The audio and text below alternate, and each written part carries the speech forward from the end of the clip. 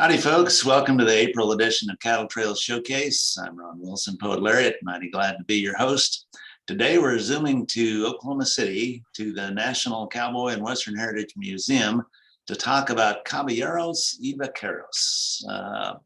First, I do have a Western-related question for you to answer in the chat if you choose. And the question is, where does the term lariat come from? You know, the lariat is the cowboy's rope. Where does that term originate? What is the origin of the word lariat? And if you choose to answer in the chat, let us know where you're zooming in from. That'd be great. The purpose of the Cattle Trails Showcase is to continually highlight the community's historical elements, museums, and other attractions along the Chisholm Trail and the Western Trail. The showcase is brought to you by the International Chisholm Trail Association, of which Dennis Katzenmeyer is president, Michael Grauer is vice president, Nancy Lawrence is secretary, and Mary Lou Rivers is treasurer, and Lonnie Stephen is our showcase chair. Well, I don't see many answers in the chat, a couple of them, but they're absolutely right. So the dad joke is, where does the term lariat come from? Well, it came from the cattle drive era when the cowboys said, "I'm so mad at Larry, Larry ate all the beans." So that's my dad joke of the day. But the answers in the chat are exactly right, that the term lariat came from la riata, which was the Spanish term meaning the rope or to tie, I think. And so it's another example of the Spanish culture and the impact that had on the Western history in the United States, which Michael is going to address today. So today, our own Michael Grauer will make his presentation on Cabelleros and Vaqueros. As you know, Michael is the McCaslin Chair of Cowboy Culture and curator of the Cowboy Collections and Western Art at the National Cowboy and Western Heritage Museum in Oklahoma City. He has many, many honors I won't go into. Marysville native, graduated the University of Kansas. I heard something about KU recently. I forget what it was. You certainly. Michael is waving our wheat. Yeah, thank you. There we Michael go. is vice president of ICTA and president of the Western Cattle Trail Association. And so we're honored to have him. Michael, the floor is yours. All right, thank you. Before I get started on the official program, I want to just acknowledge that KU won the national championship in basketball just a couple of weeks ago, overcoming the largest deficit in NCAA tournament final history. So we can practice waving wheat at the end of the meeting, or we can do it now, however you like. But I also wanted to acknowledge that you'll notice over my left shoulder is a cutout of Roy Rogers, and Roy's smiling now because I'm happy to report to y'all that on Wednesday, we finished completing packing and driving to Oklahoma City the Roy Rogers Dale Evans archive. It's now here. This was a gift from the Roy Rogers Children's Trust, and it's a humbling thing, and especially as I was driving the 20-foot U-Haul truck through a deluge and flood and fire. It was biblical, I'm telling you, from Branson, Missouri, through the southern Missouri Ozarks and in the northwestern Arkansas Ozarks, and then on into northeastern Oklahoma. I realized how humbling it was that I had their entire legacy in the truck behind me. So made it all the way down, and it's here. It's quite spectacular, and really is decades of research for people who are interested in how powerful their message was in this great country, because they are the embodiments of both embodied pride in the U.S. and so and especially the cowboy way. So it's an honor that Dusty Rogers decided this was the place it needed to be, and we're just so proud of that. So that's my commercial. If you want to come down and in October when we have our meeting here, I'll be glad to show some of those things to you. It's just amazing. It's just kind of jaw dropping what they have. So anyway, I'll get started. I can go ahead and share my screen, right, Ron? Okay, there it is. Let's see. Oh, hang on. I got to put my slide back to the beginning. There we go.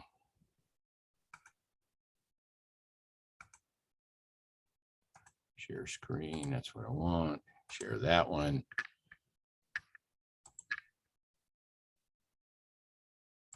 So can everybody see that? Good job. Okay, good. Yeah. Okay. So Cabelleros Y Vaqueros was an exhibition that I put together in 2019, kind of in a rush, frankly. It was put together rather quickly. A co-curator on that was Nathan Jones, who was then the associate curator of cowboy culture. He's now the associate curator of history here at the National Cowboy Museum. So we had the opportunity to put something together in conjunction with the Traditional Cowboy Arts Association exhibition because something kind of fell through. I won't get into that.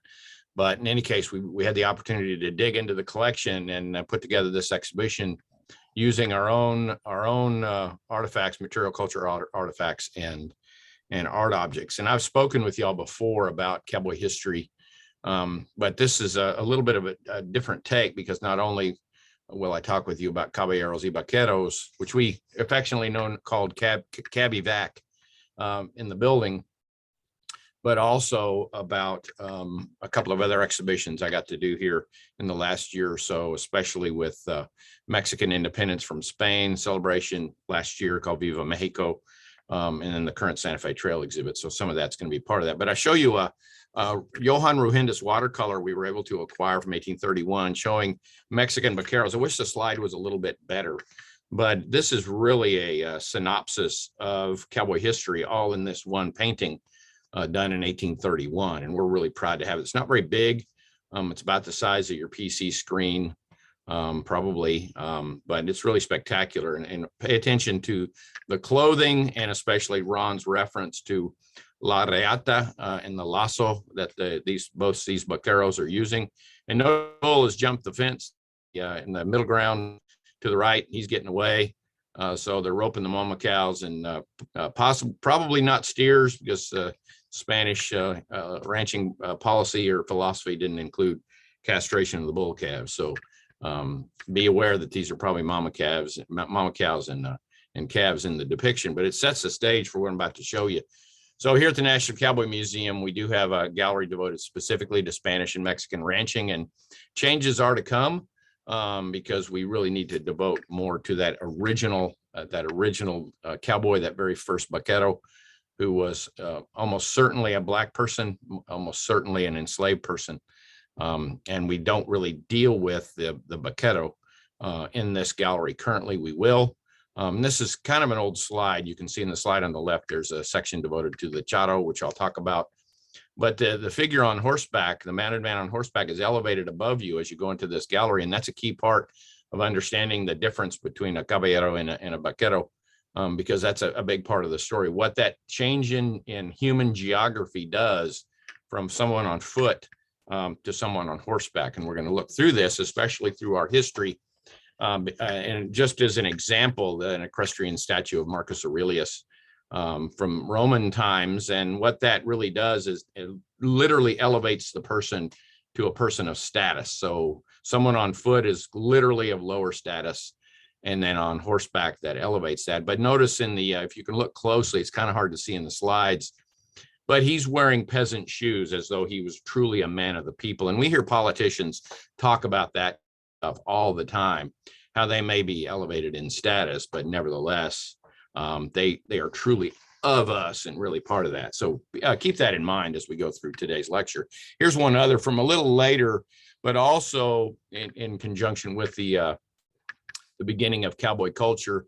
Most men on horseback were either politicians, people, statespeople, or they were warriors, like this equestrian statue of Guatemala, who was a mercenary. And you'll notice it, and I especially wanted you to see the spurs that he has, that military spurs that he wears, and especially the way he rides with the legs nearly locked and straight out. That's he's riding a la brida. And that's, you'll see a change as we go forward in how riding affects how we see cowboys today. So the Spanish first introduced horses to North America, or to the Americas, in 1519, as you can see here, greeting the native people in good Gary Larson fashion.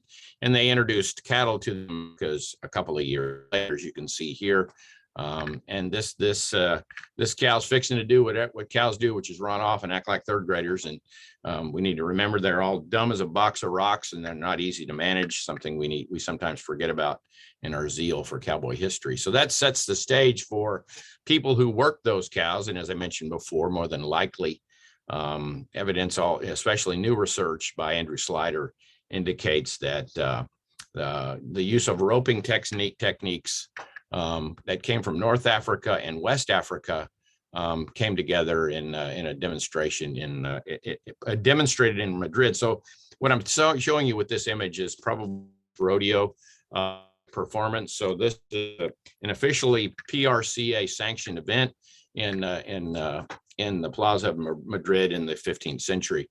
I mentioned before riding a la brida and a la jineta, riding up in the air, is a new way of riding learned from North Africans, combined with roping techniques learned from West Africans, that come together in the New World and create the vaquero, the person that we know as the direct ancestor of the American cowboy. And as I mentioned before, warriors were part of this conversation. I notice that Bruce Shackelford is on here, and he can speak directly to the it's one perhaps about presidial soldiers acting as sheep and goat herders, which I think would be a pretty interesting lecture in San Antonio and in Texas, as well as in California. So they were called into duty, even though they were warriors, fighters. They were someone who had to manage the herds, and these soldiers were part of that. But because of Spanish ranching techniques or philosophy, cattle, of course, ran wild and made a lot more cattle, until eventually they were basically feral. And so they were less rounded up, less rounded up, and instead they were part of cow hunts, because the best way to use the product and withdraw the resources that these cattle were produce was through using a crescent-shaped blade, a hocking blade, as you can see here, to cut the hamstrings, peel off the hide, render the carcass for tallow. And those were the primary products from these cattle because they were highly abundant. This same approach to these bovines is exactly what would happen in North America with almost extermination of the bison, because it was the hides and parts of the bodies that were really the main product, not so much the beef that these animals produce. So this is the stage for what's to come. And those early vaqueros, initially blacks, followed by with the lifting of laws to allow them to ride horses. Native people became part of that equation, and eventually mixed race people, mestizos, are part of that. But we have in our collection a sandal with a spur attached because they initially rode barefoot. And on this is one of my favorite saddles in our collection here at the Cowboy Museum, is this hand-carved saddle tree with bits and pieces of leather in the Silla Vaquera. You couldn't go to the Western store or the saddle shop to buy a saddle. You had to build your own. And imagine what that would be like for cowboys today, to have to build their own saddles. I mean, that's a pretty amazing feat, needless to say. Plus, their feet are bare, or their feet are wearing sandals, so nobody's wearing a boot yet. And I mentioned, I think I've shown this before, this image of this license to ride a horse that's actually in the J.P. Bryan collection down at the museum in Galveston, literally giving the person their bearer permission to ride a horse or a mule. And this, of course, was standard procedure that made its way up into the American South. This is part of that war conversation as well. So back to Indus, and of course, those first vaqueros are people of color. And you'll notice that they're wearing all leather clothing, even to their hats, their jackets, down to their trousers, their chapareras, and what we call chaps or chaps today. But there you can notice that this vaquero here is actually riding a mule.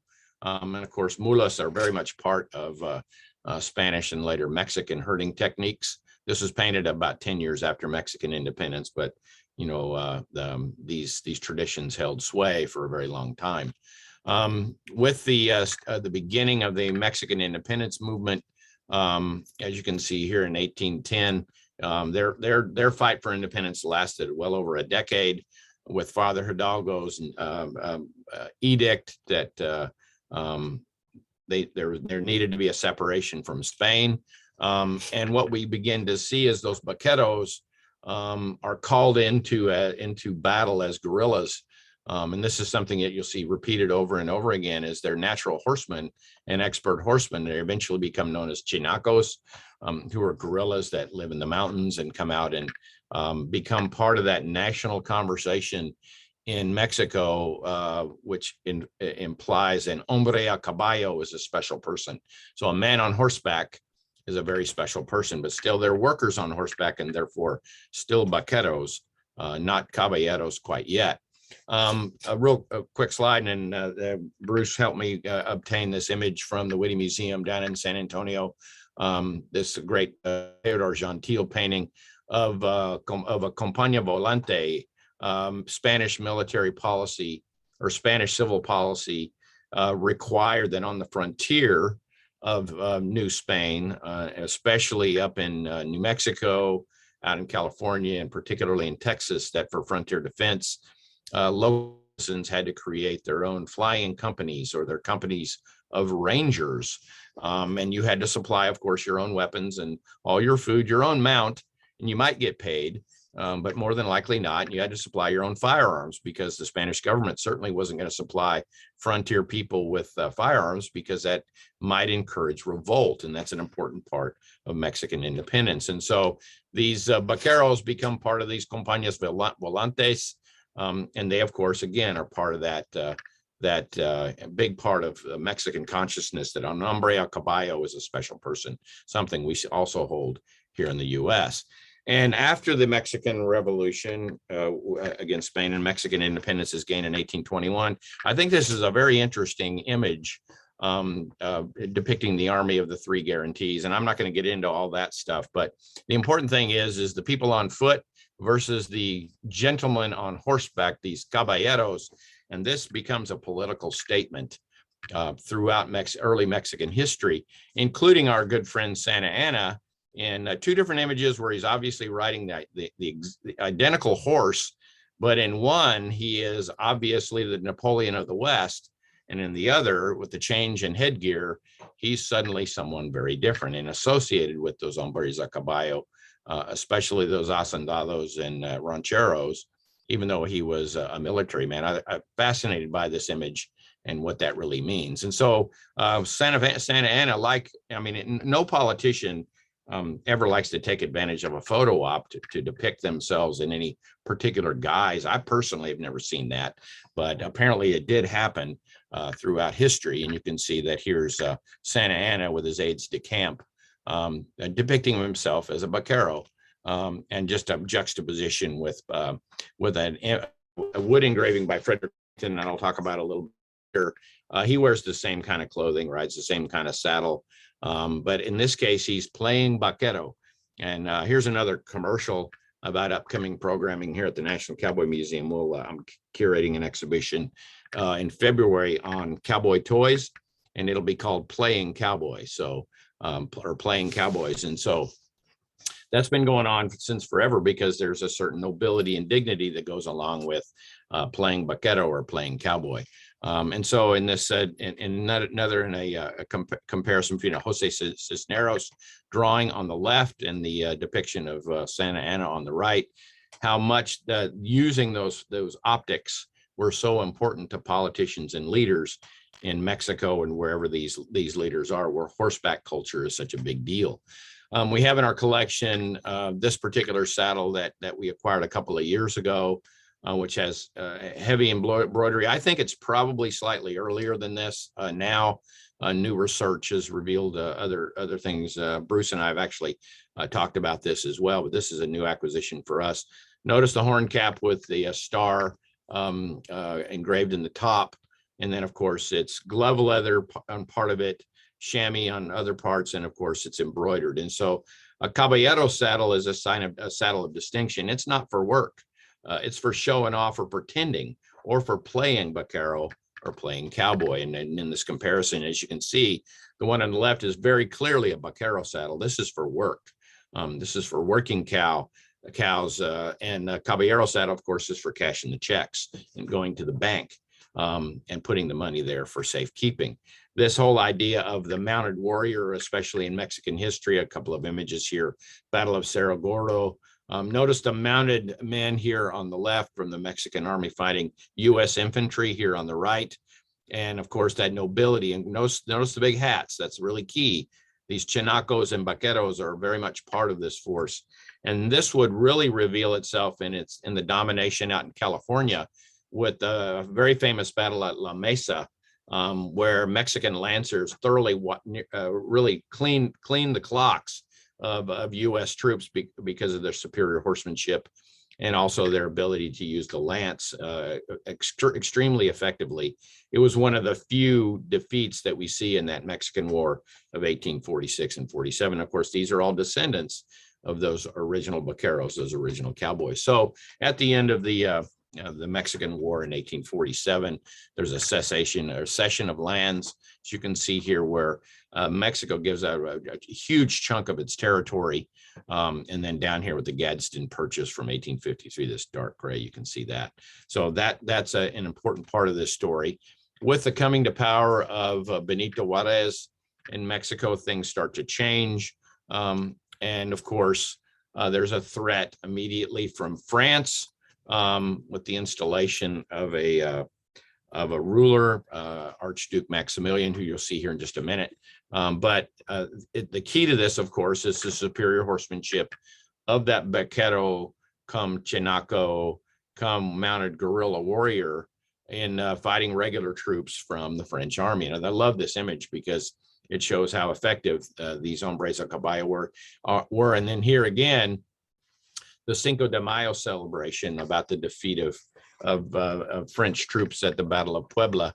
Notice here the leggings that this man wears. Those look curiously like cowboy chaps, don't they?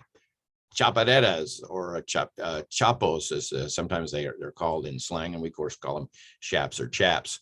But I think this is the fascinating imagery about that difference between the caballero and the vaquero comes through. And I mentioned Emperor Maximiliano, who changed his name, of course, from German to Maximiliano de Habsburgo, and of course adopted vaquero and charro costume. And charro, I'll explain a little bit more about here in a minute. But he's suddenly become an hombre a caballo, and especially a caballero, a gentleman on horseback.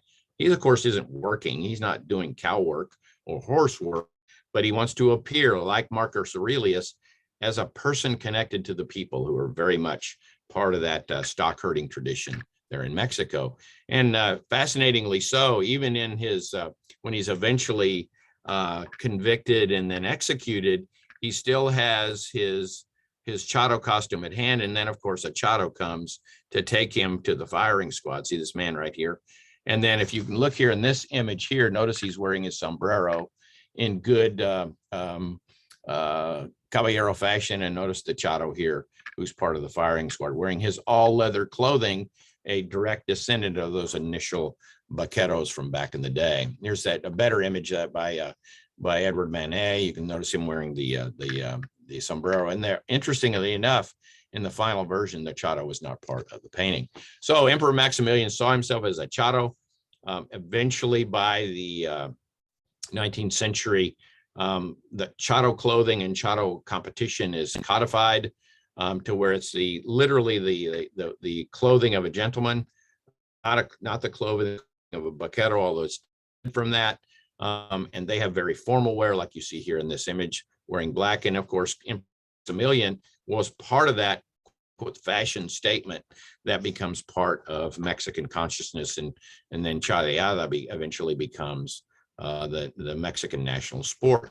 Other leaders in Mexico, Porfirio Diaz, basically a dictator, as you can see, for 35 years in Mexico, even though he was elected multiple times. He, of course, saw himself as a caballero, a gentleman on horseback. This wonderful painting by Frederick Remington, called the Mexican Major. You'll notice that all the troops are regularized a la European armies, which is something that Mexico was attempting to do.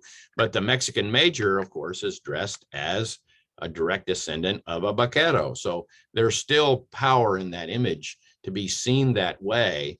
But he's also fully decked out in what we would call today a chado costume. I'll show you bits and pieces of that as we go, particularly the saddle.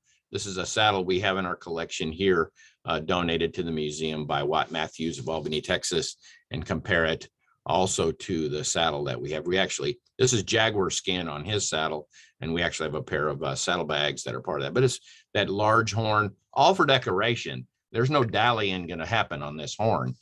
This is all for show. And that's the important thing to remember. And of course, he wears a chado jacket, leather with lace cuffs, as you can see, all part of that mystique of what a chado looks like, part of that caballero mystique.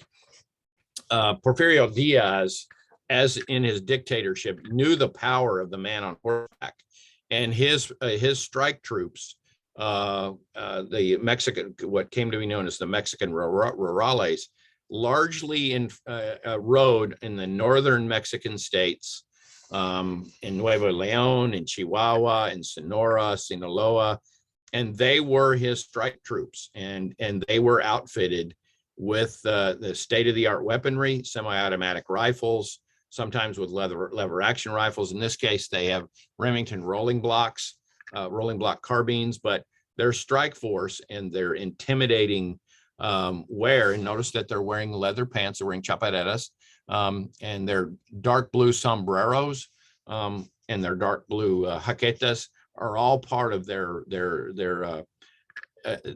they were terror troops, is what they were, and to keep those people in the northern provinces in alignment. And this is a really powerful image, because suddenly the hombre a caballo, that descendant of the original vaquero, takes on a whole new meaning. So the chinaco is no longer a guerrilla fighter. He's now part of the establishment force. Ponciano Diaz, not the dictator of Mexico, but actually a performer, was one of the first sports celebrities in the world, particularly to come out of Mexico, and known as a bullfighter, as you can see in this advertisement, and especially in the photograph on the right. But he really specialized in horse and cow work, and how that was performed on the stage. See, and as he dresses like a chado in that short jaqueta, large hat, and especially his prowess with a rope, is what fascinated European audiences when he went on tour, particularly to Spain, where he couldn't fight bulls the traditional way, but he did fight the Mexican way. But this is really what drew the crowds, and he became a huge crowd favorite amongst the regular folks in Mexico, and that's what's so key. And of course, here he is fighting bulls the Mexican way, which is on horseback. And of course, that's a direct descendant of that tradition that's already been established. A cartoon, as you can see, or an illustration from a newspaper, you can see he was hugely popular, to the point where he came to be seen as a political threat. A populist person is always a threat to those who want to remain in power, and that's key. This is a painting acquired recently from Cowboy Museum.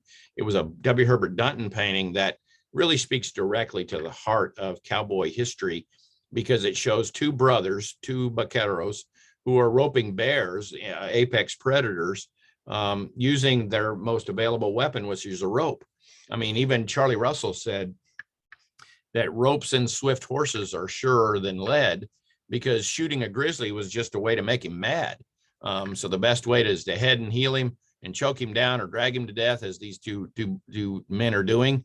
And we actually use that as an opportunity to show that in opposition to the hacienda system, which had been established in New Spain from 1521 up until the Mexican Revolution of 1921. And those hacendados, those men who owned these vast tracts of land, rode saddles like you see here, a saddle in our collection and currently on display, and wore like you see in the slide on the right. I mean, that's not work clothing. I mean, that's parade riding clothing. There's no cowboy going to work in clothing like that. Although in the paintings of the time, that seems to make perfect sense. And we do see some of this, particularly out in California. But those peones who were working in Mexico and eventually up into Texas by the 17 teens, out into California by the 1760s, they're really not wearing clothing like this. I mean, this is the way you go to a dance, to a fandango, not so much when you're working on the range. But we do have drawings by Edward Barine, who visited out in the Mexican states of Sinaloa and Sonora about 1920. And you can see that those vaqueros are still using equipment that they used from early on, when metal armor turned to leather armor and eventually becomes smaller and smaller and goes from armas to armitas, protective equipment that eventually we know as leather trousers you wear on your over your Levi's, and then eventually to short pants that some cowboys wear called chinks. This is another Joe DeYoung illustration of one of those California vaqueros. And, you know, out in California, it's all about looking good. It's all about appearance more than substance. And so, you know, doing a lot of cow work wearing a rig like this would have been a little challenging, but nevertheless, we do know they were quite colorful because their egos are quite fragile out there in California.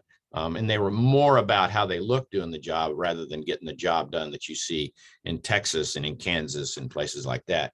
Our good friend Bill Whitliff, of course, did a whole series of photographs in the late 1970s in a portfolio called Vaqueros. This is one example, and I think it's so telling. There's nothing romantic about chasing a calf in a patch of prickly pear. There's nothing, or mesquite. There's nothing romantic about that. It's hard work and it tears you up. And so wearing velveteen clothing like you see here is not going to work too well when you're going through the brush that looks like that. So this is a nice comparison to be able to look at that. That hacienda system that existed all across Mexico, but particularly in the northern Mexican states where the cattle country was so huge, eventually became something that became accepted, as you can see. And notice the people on foot, and notice the hombres a caballo on horseback. Who has the most power? Who has the most status? By this time, it's the vaqueros who are on horseback, and the ground men that we see, of course, in photographs all across the American West. Those are slightly lower in status and don't enjoy all the I don't know how I want to say this, all the privileges that go along with that, being an hombre a caballo. So Luis Terrazas, who was Don Luis Terrazas, at one time in the state of Chihuahua, his hacienda, his ranch was 7 million acres. That's kind of hard for any of us to fathom. And it was the pushback against hacendados like Terrazas that eventually led to the Mexican Revolution in 1920.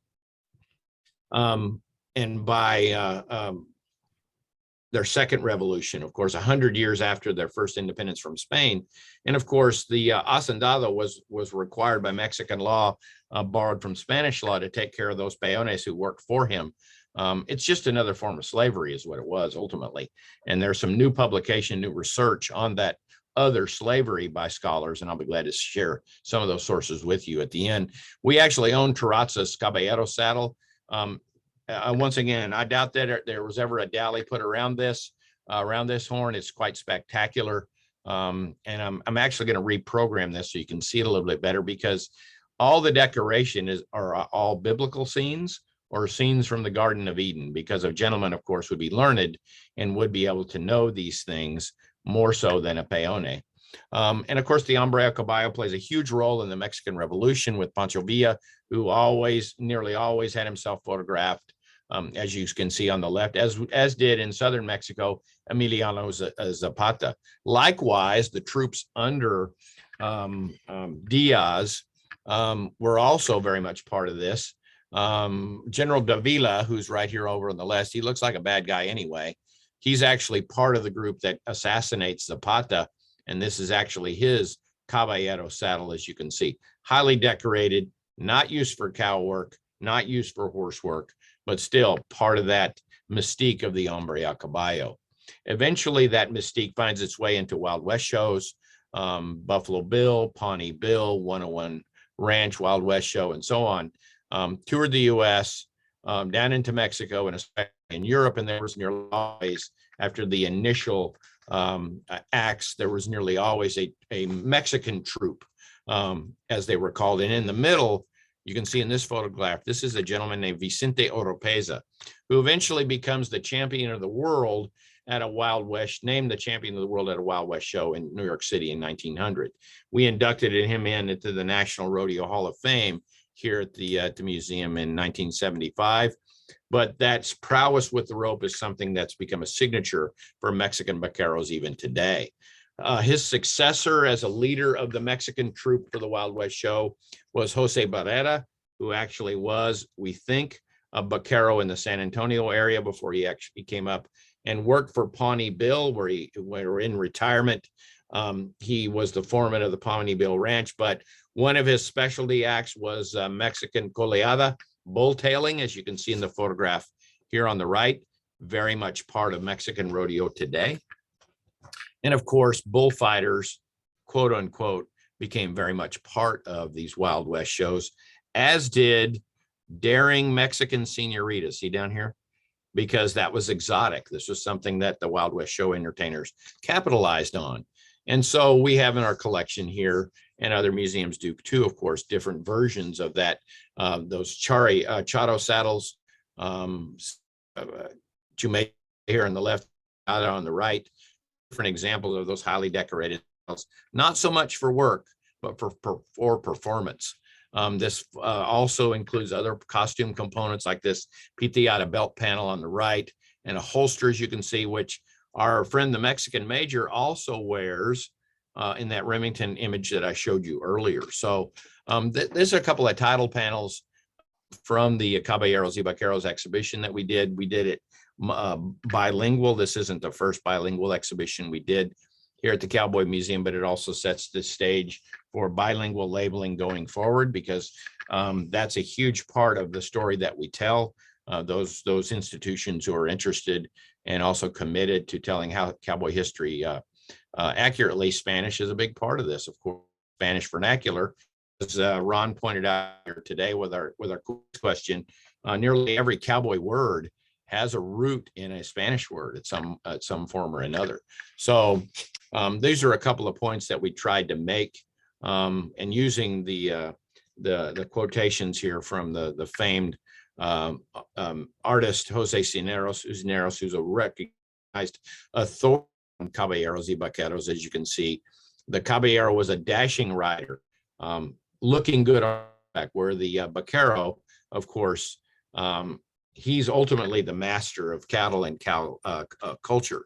So we reinstalled our historic art galleries, including not only the Ruhendes watercolor, which we've actually rotated out in favor of a James Walker painting we borrowed from the Gilcrease, but also included this wood engraving by Remington, who was absolutely consumed with the Mexican vaquero and how well they could do things that American cowboys really couldn't do, particularly with a rope and with their riding skill, and especially with their very primitive gear that they used. I mean, as I said before, carving your own saddle tree, and using whatever scraps of leather you could to create your whole rig was a challenge. I mentioned the Dunton painting before, and this is how we installed it in the gallery next to material culture objects to better tell that story. What tools are used from horseback when you're faced with, one of those wild longhorn cows, or with a grizzly or a lobo wolf, didn't matter. We've also continued with that with contemporary artists like Luis Tapia from Santa Fe with his Princesa del Rodeo, because it is a story that continues. And Luis shared with me that he remembers as a little boy going to rodeos in and around Santa Fe and being completely consumed by the beautiful rodeo queens, the princesses of the del rodeo that he saw. And this is what inspired this particular work of art, which I'm fascinated by, because it's actually a pull toy. As you can see, it has a little drawstring at the bottom.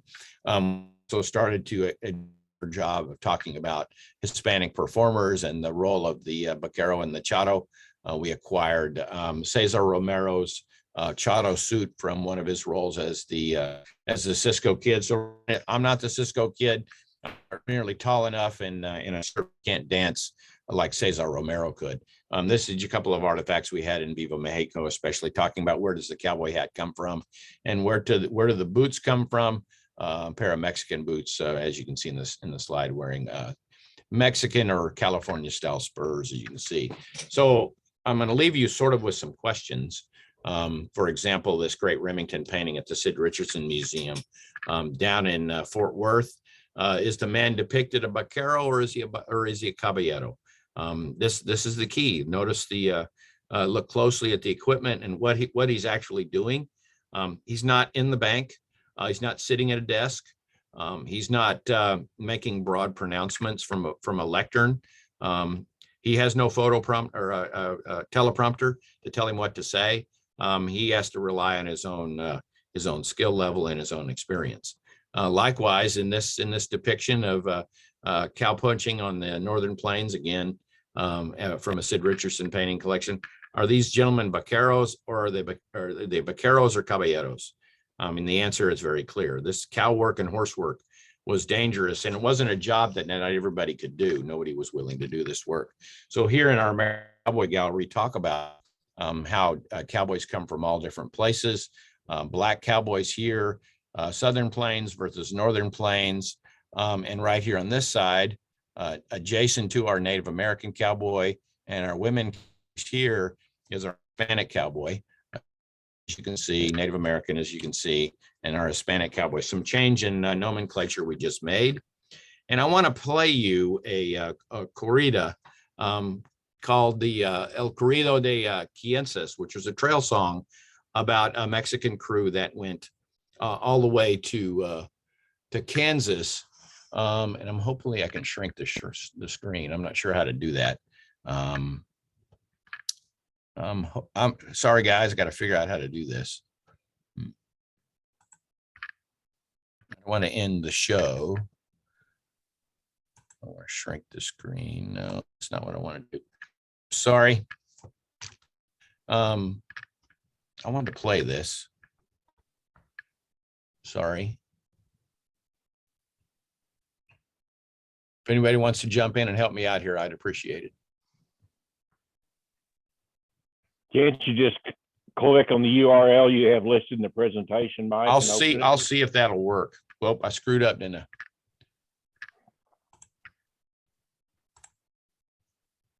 Go back. I hope it'll work. Okay.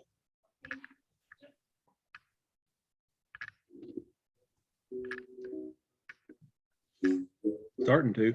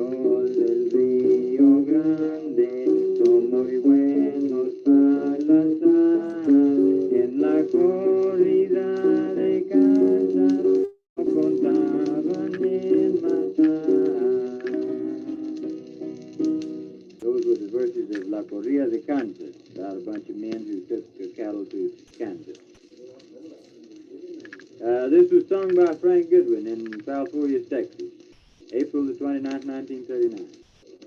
for the Library of Congress. I love that. I think that's fantastic. And of course, here are the lyrics that were translated by Americo Paredes, who worked with our own friend Jim Hoy on some publications about these trail songs. But it's it's pretty powerful. There are a couple of versions of this, and you can look for them online. It's pretty easy to find. And our good friend Gene Chavez has worked with a musicologist out of Chicago on some of these corridos, and it's an important I think thing to hear them sung in Spanish originally. Helps it keep it in context, I think, for what this story is all about that we're talking about in these cattle trails showcase. So I'm going to end here.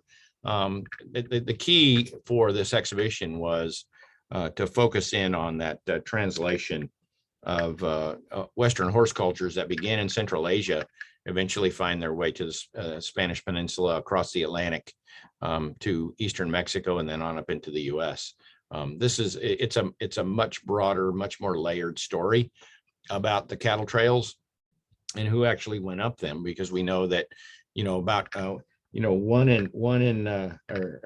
about 20 to 25% of cowboys that went up the trail were of color, and that's important to remember. And that doesn't mean they're all of one particular culture. That means a combination. Invariably, on a 10 to 12 man droving crew, there'd be probably a black man and probably an Hispanic man and sometimes a Native American man. Occasionally a woman passing as a man, sometimes women, of course, as the trail boss, but that was kind of rare. But the important thing here is that we tell a broader story. I'm not a politically correct guy. I just believe in the truth. Just tell the truth, and it makes for a far better story anyway. And the stew tastes a lot better too when you have more ingredients in it. So I'll be glad to take questions if there are any, but I hope you've enjoyed. I'm just a fill-in, so I did the best I could, and I hope that was interesting to some of y'all. Much obliged. Outstanding, Michael. I'm encourage a virtual round of applause. Questions for Michael. You can unmute and ask, or post them in the chat. Michael, one thing that struck me as I looked at those images, the rowels. I'm referring to the wheels on the back of the spurs. To me, my limited knowledge, the reputation was that the Spanish had these really brutal rowels, sharp, long rowels on their spurs, and I saw that depiction over and over in several of these works of art. So, what I would say is that they I think some of this had a basis in misunderstanding of what a cow and horse working spur was and a Spanish military spur, because most of the time the depictions came directly from the conquistadores, who did use those large spike spurs or these espuelas grandes that had a huge rowel on them. And of course they were had a completely different purpose than when you're on horseback. And those of you jab one of those into the side of the horse and you're going to end up with your butt on the ground. yeah.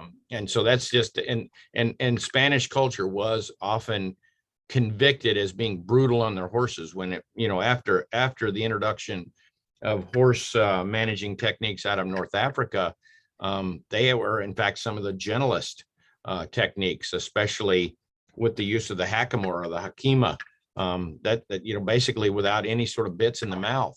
And so that was also part of it, was the brutal Spanish spurs and the brutal Spanish ring bits, when in fact neither really probably had any truth in them. They look menacing, and I think they're more for intimidation than anything. Certainly not very practical for horse work.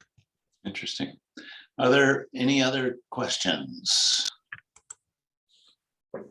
Yeah, I can resolve that. There we go.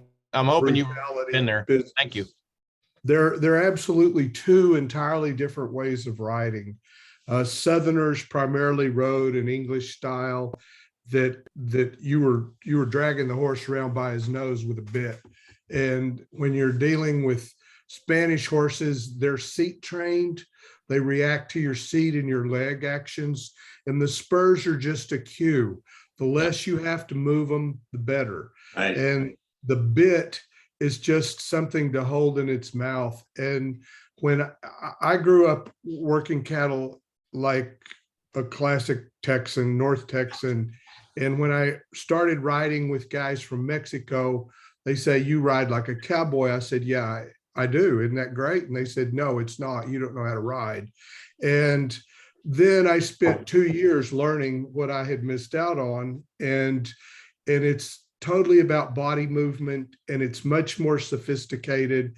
And in the end, you have a thread tied to your reins, and you're riding that horse in figure eights with that thread. By the time I finished, I rode that horse in figure eights without a bridle.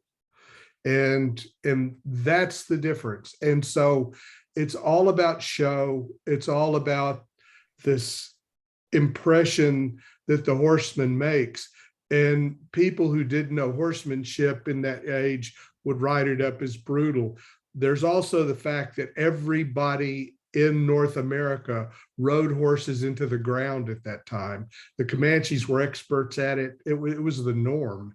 And so, you have to watch who's riding it, but it's just two fundamentally different kinds of riding styles, and they get confabulated and misconstrued a lot.